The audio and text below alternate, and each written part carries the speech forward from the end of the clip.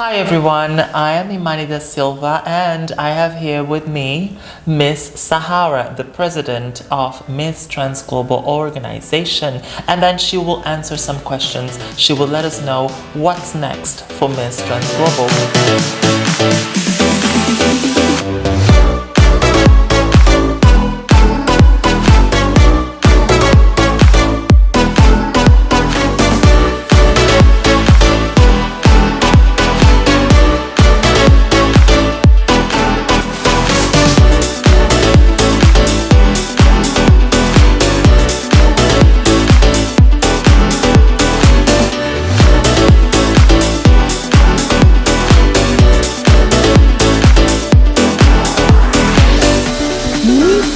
Global is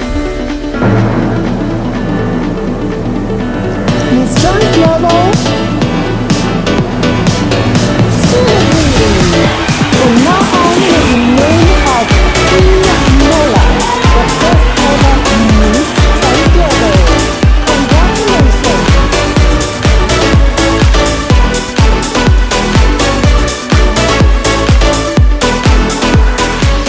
Sahara. Hello. Hello everyone. So I'm sure everybody wants to know what's in the cards for the Miss Trans Global. Yeah, Miss Trans Global is growing. Like trans women, it's constantly in transition. So we are moving into the physical realm, meaning we're still going to keep the element of the digital event. And as many of you already know, right in the past, Miss Trans Global was strictly a digital pageant. We wanted to make it accessible for all trans women from around the world, especially trans women who don't have money. So we've had trans women from refugee camps, we've had trans women from stuck at home with transphobic family members, and trans women in countries where they are not allowed to exist. We're able to perform and participate in Miss Trans Global in the past 3 years. So now that we've just concluded the 3rd edition with our new winners, so proud of them. I believe that as we start a new chapter of the next quarter of Miss Trans Global, I believe we should try and dip our feet into the physical realm of pageantry. And that's why we decided to host Miss Trans Global as a physical event for 2023. That's amazing and that's exciting.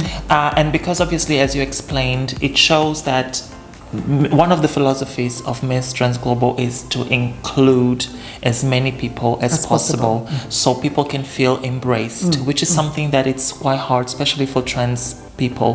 What can you expect from, because obviously it's a beauty pageant with a twist, positively saying. So what do you expect from the contestants? What do they need to bring to the pageant? Yeah, you talked about inclusion. I would specifically focus on that. Like Miss Trans Global for us is not about beauty, because for us, all trans women are beautiful. That's why we always call ourselves an advocacy pageant, because we want to attract activist queens from all around the world that are constantly being told that they are not good enough to be heard. So we decided to create this platform in order to welcome trans women who are being told by the patriarchal definition of beauty and your traditional pageant stages, saying that you're not beautiful enough unless you look like a cisgender woman.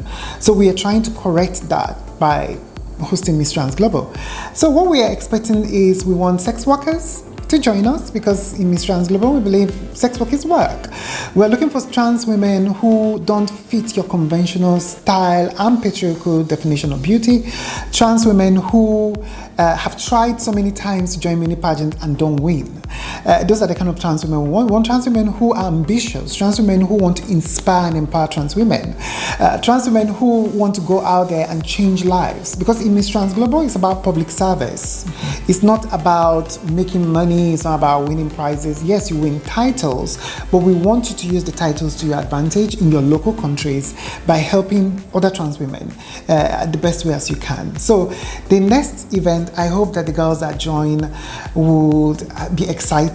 and have stories to tell, to share their stories. They are willing to work with the organization to raise awareness about HIV and AIDS and monkeypox, of course, because it's something that's not well discussed when it comes to trans women. Yeah. If you notice that most of the adverts about HIV and AIDS is always geared towards gay men. So we are trying to change that right now. And it has been such a success that there is so like franchises. How many more countries are you expecting to join and to actually organize in their own country Miss Trans Global, spreading the word and the philosophy? We have some flagship shows. For example, Miss Trans Global Philippines. I was there in July, which was just incredible. In fact, we were planning to host Miss Trans Global as a physical event, and when we went to Philippines and saw what they were doing, it was just amazing. We have Miss Trans Global Brazil, which is also amazing. It's run by our former queen, Daniele Drogi from Brazil, originally, but lives in Sweden. She is doing amazing work with the production as well. We have all sorts of people asking questions about how they can become a national director. So hopefully in the next few years, I'm expecting more people acquiring the directorship of Miss Trans Global.